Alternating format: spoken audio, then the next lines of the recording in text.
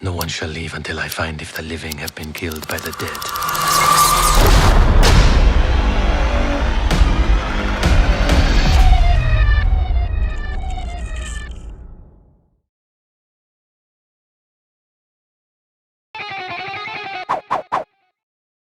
Hildur, I love this score.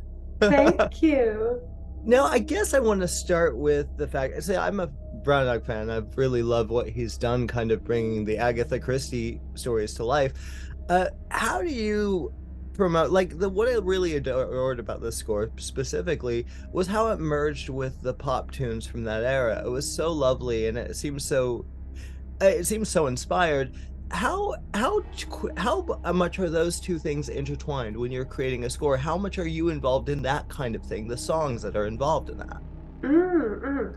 Well, it kind of just depends on the project and the film. So for this one, I wasn't really involved in all in choosing the songs, but I think that the way that I was working on the score was I was very much referencing the time, you know. So basically the way that I orchestrated the score and the way that I was working with melody and melodic structure and music structure was very rooted in what was happening in like forward leaning classical music of this time, because it's a really, really interesting time, I think, music, or I mean, historically, but and especially in music history, where composers are starting to ask all these big questions like what is music and what is sound, and how are we allowed to play our instruments, or like, you know, how can we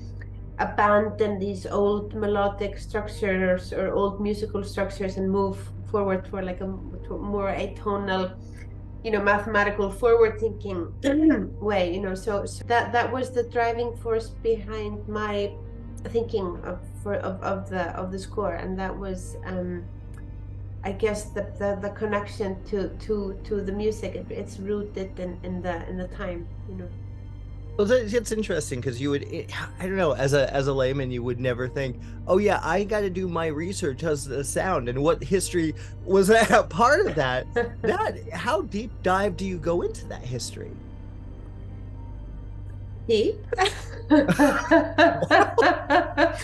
Well, I mean, deep in the sense of like just trying to get a grasp of the overall feeling, you know. And then because I think it's always the danger when you I guess it's the danger in any art form really, and but in music, like if you are listening to other music very much as you are writing, you will inevitably be influenced by the music that you're listening to somehow. So I deliberately didn't soak myself with the music, but I read a lot about the history, and then I pinpointed like the elements that I wanted to reference, and brought them in. Well, here's the thing about your career that just absolutely blows me away is that you deal with first of all, you've done some fascinating films, and you're working with Kenneth Branagh, who's such a genius director. You're also you do something that's Agatha Christie based, this classically trained thing, but then you jump into another realm of written word with the Joker. You did the first, you're doing the next one. How do you find the tone for those films, and especially because both are similarly in kind of pop culture worlds?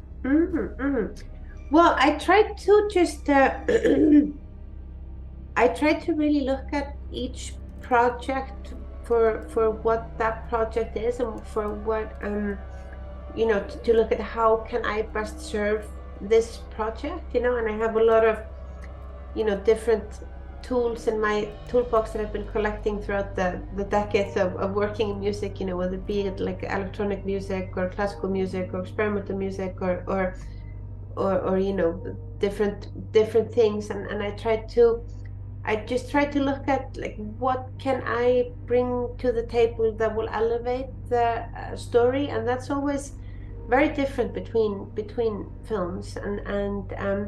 And once I've kind of found a direction that I think might be of service, then I really just try to immerse myself in the project, and I really just try to live inside inside that sound world that I've gravitated towards, and then just hope for the best. You get the best.